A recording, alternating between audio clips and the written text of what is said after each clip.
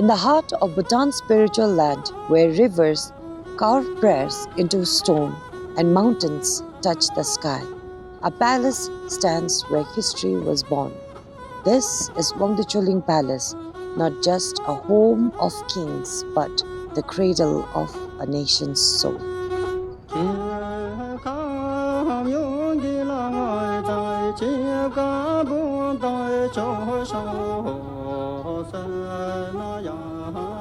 Just thinking on how things must have been so different back in 1920s, 1930s.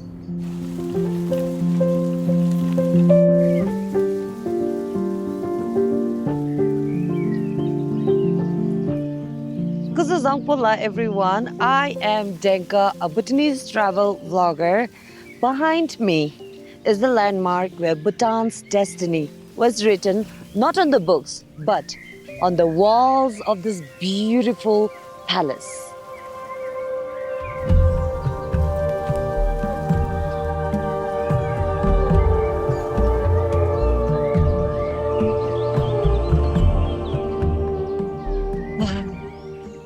This is so beautiful. I feel so blessed that I get to walk on the very ground where the great monarchs, the royalty, has walked. My heart is racing. It feels like I'm on a call for His Majesty's audience. Who would have thought Denka would be walking in palace, like the 20th century palace, now open to public? We are very blessed to receive such opportunity to just go and now visit the museum and the cultural center. I cannot wait to see what this museum has to offer. Let's go and meet the curator first. Hello. Hi, Jakar. Welcome to Wangduechhoeling. Thank you so much. How does it feel to work in such a beautiful setting? Honestly, it's an honor to be working in a crown jewel of the nation. I wish I'm one of the curator as well. So when was this building built? It was built in 1858 by Jigme Namgyel, and it was built to commemorate his victory in the Battle of Chamkhar. Right. So he was able to retain his post, the powerful post of Trongsa Penlop. So it was rightfully named Wangduechhoeling. So Wangdi meaning the gathering of power, and Chilling meaning the place of rich in Buddhism. Right. So which one's the building that was built by? I would say it was first built in 1858 by Jigme Namgyel. So this is apparently the oldest. The oldest structure. So then the surrounding structure, the Jakar, was later added on. It was then restored in 2012 under the leadership of Her Majesty Gyalyum Tshering Wangchuck. And then last year it was consecrated under the royal patronage of the Gyalyum Wangchuck. Yeah, I clearly remember looking at the kupas of all the royal family while inaugurating this place, and I was like, oh my gosh, I wish I could be here. And today, to be here, it feels such an honor and in fact privilege, and I think this gift is so important to us, like where we can actually cherish and rejoice. During Second King's time, there was about 200 to 150 attendants at always. We've planned the exhibitions. All these stories are being retold through digital storytelling. So you can expect interactive displays, art installations. So it's a little bit not only just objects and text and display. So we try to reimagine it in a new ways of stories. I cannot wait to explore the heritage side.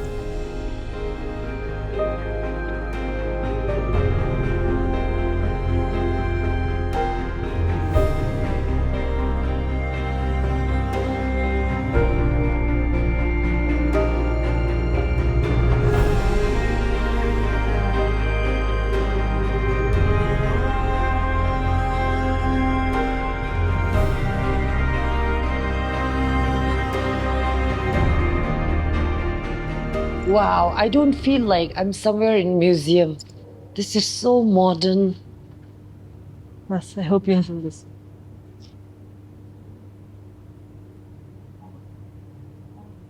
Wow, that was beautiful introduction about Bhutan and the Thank you. museum. So next we have Bhutan's spiritual journey. It's told through a chronological timeline where we first start with the mythical origins and continue to unified state where it ends at Shabdrungla. Wow. Many museums and heritage homes I visited in Bhutan, I've never experienced such rich digital assets. Also someone who may not be familiar with these stories already, so it's a great introduction. First floor of the Utse. Okay, so this is the oldest building. Yes, the oldest Finally. structure. So in the first floor of the Utse, we have our Shabdrung gallery.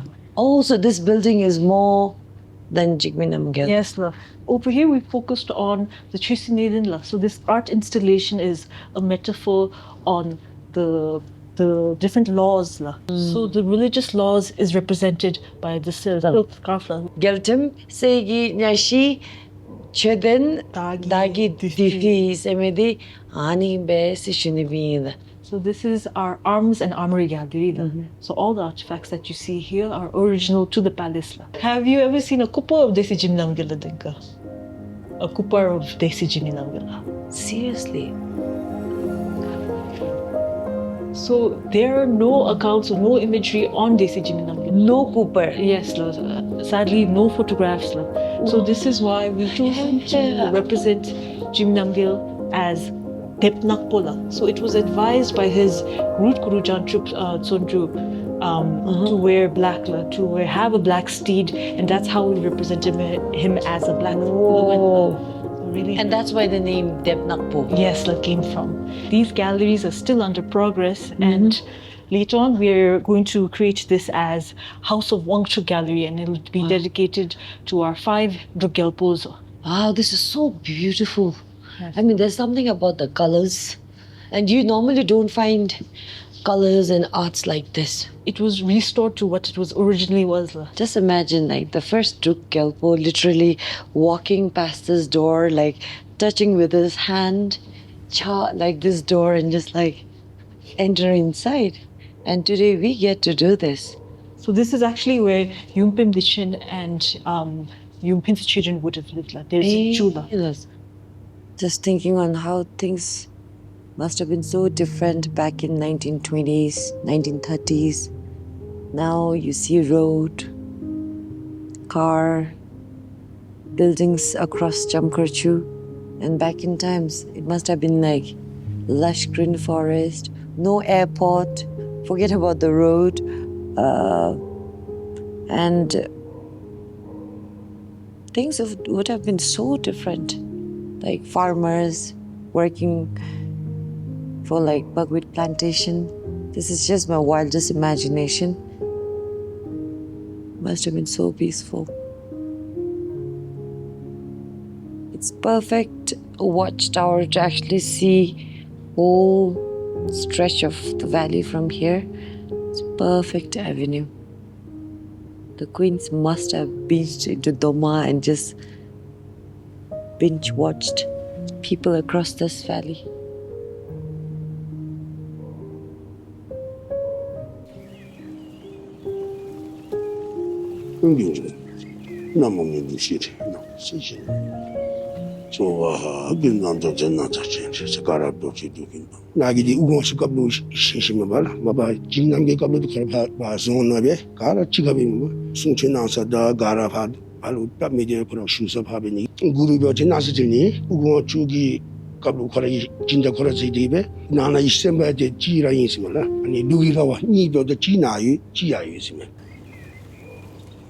So this is our Great Wangling Fair.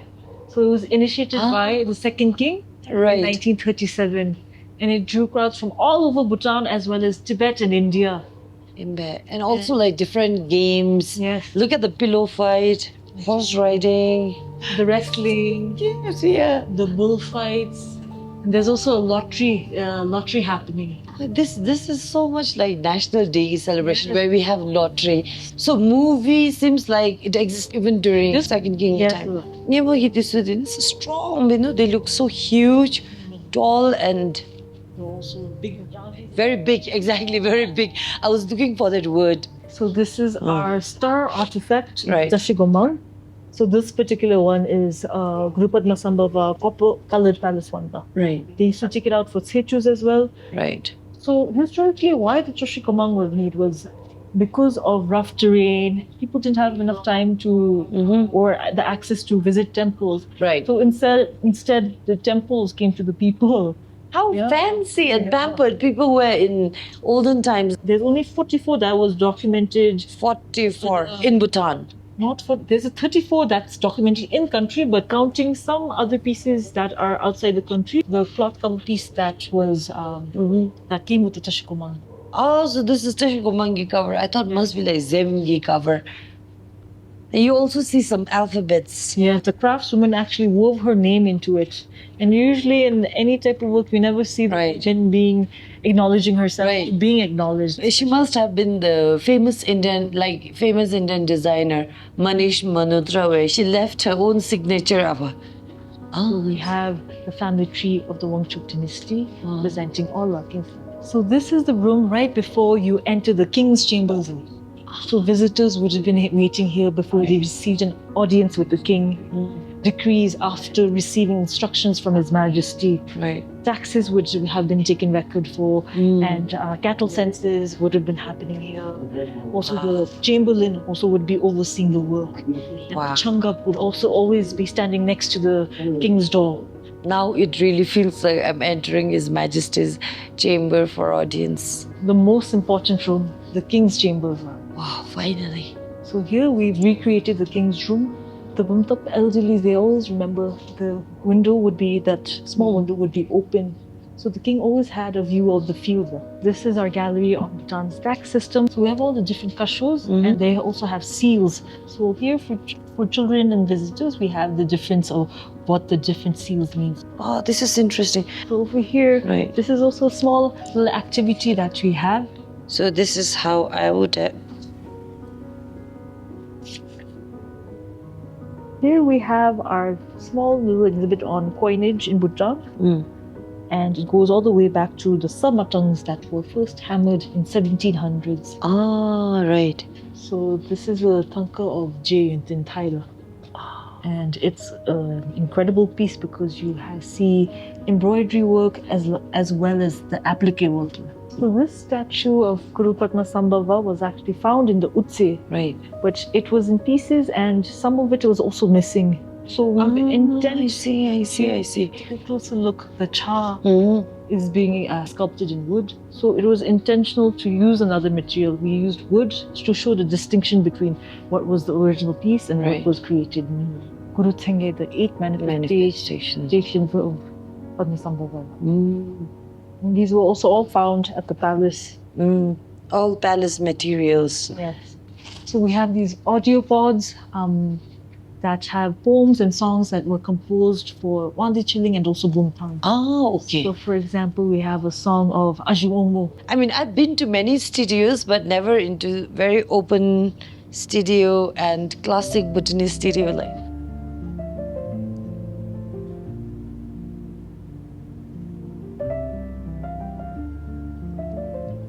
Title of the song, Gyalkuk, Yongki Ngada. People's King Bhutan.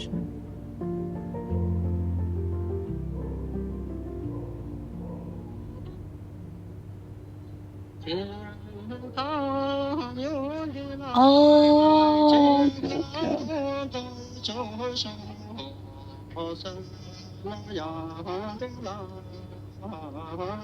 As far as I recall, this is one of the saddest songs dedicated to the third Truk Gyalpo. I've been told like this song was actually composed by the people here in Bhutan while waiting for His Majesty, the third king, to return home to Bhutan, to Bhutan, after the treatment. And unfortunately, of course, His Majesty he never returned to actually hear this song composed by Absitin Doji. It's a very, very sad song.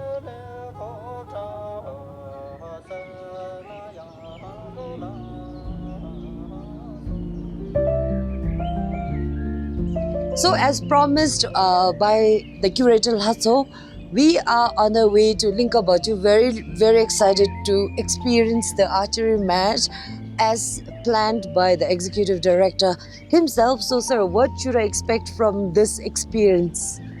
Yeah, we are now heading to the Linka Bacho. So that is the royal Bacho, as to say. This is where His Majesty, the second king, used to play his archery matches. He was very fond of archery and he was an avid archer himself. Wow. And it is said that he used to enjoy his archery matches in here and it used to take on for weeks on. For weeks? For weeks, he used to play archery here. So this is a very historical archery range.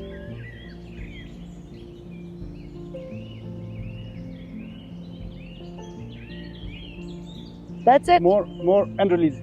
Hi. Wait, curry boy, curry up. Wow. Wow. Dujunde nagawalo Jundami setimbalo Kejosum gizibalo Gamiga Dujisadina.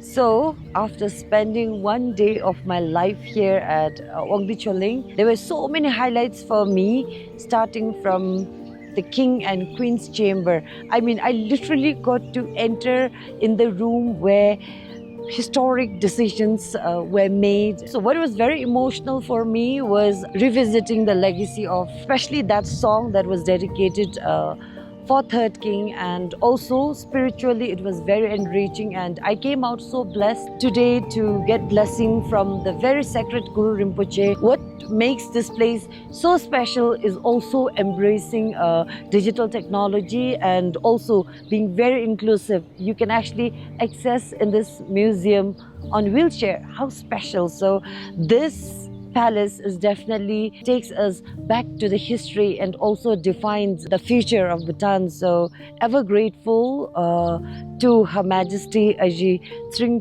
and the royal patron, the Queen of Bhutan, for taking this initiative to revive the history which will be our future. I hope you all visit this beautiful Wangduechhoeling Museum and Cultural Center.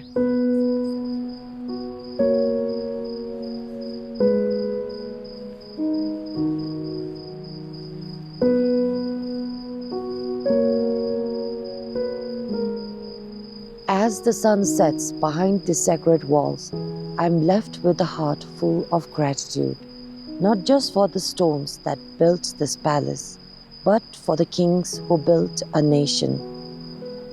To the Wangchuck dynasty, whose vision turned these mountains into a home, whose wisdom gave us identity in a changing world. Your sacrifices built this paradise. As these ancient walls whispers their stories, I whisper back my prayers of gratitude. May your wisdom forever light our path.